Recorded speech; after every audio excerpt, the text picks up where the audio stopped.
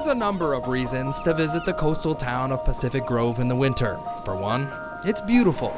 2, the temperatures are comfortable. And 3, the place is welcoming to visitors. 79. In fact, winter is when Pacific Grove's visitor count is at its highest. What are these ladies doing behind us here? What they are doing is that they are getting the count of all the monarch butterflies that are in the Pacific Grove Monarch Sanctuary. This is one of the largest overwintering sites for the western monarch in California, and we keep a weekly tally of how many we find. Pacific Grove is known as Butterfly Town, USA. From mid-October to mid-March, you'll find thousands of monarchs literally hanging out downtown. And monarchs utilize the entire habitat. They are resting in the trees, which is why their binoculars are pointed upwards. They utilize the flowering plants for food. They even utilize the underbrush, the leaves, and the shrubs to be able to climb back up.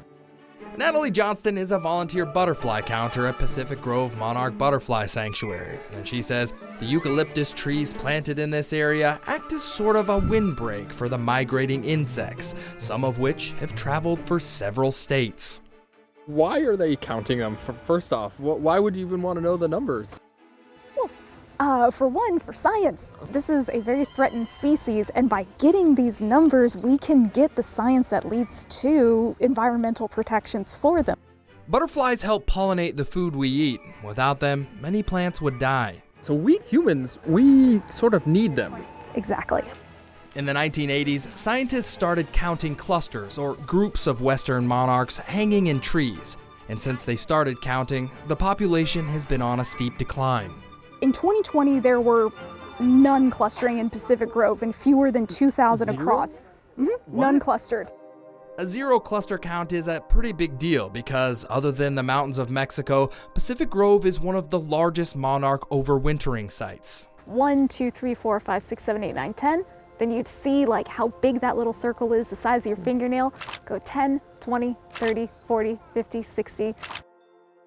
Counting is a tedious task, but when it's done during the cold hours of the morning, it's easier to spot the clusters. And the good news is, the monarch numbers have increased since 2020. It is a good indicator species. By studying how the monarch is doing over time, we can get an idea of how the entire ecosystem that they are part of is. From the Monarch Butterfly Sanctuary in Pacific Grove, I'm John Bartell. Hope to see you on the Backroads.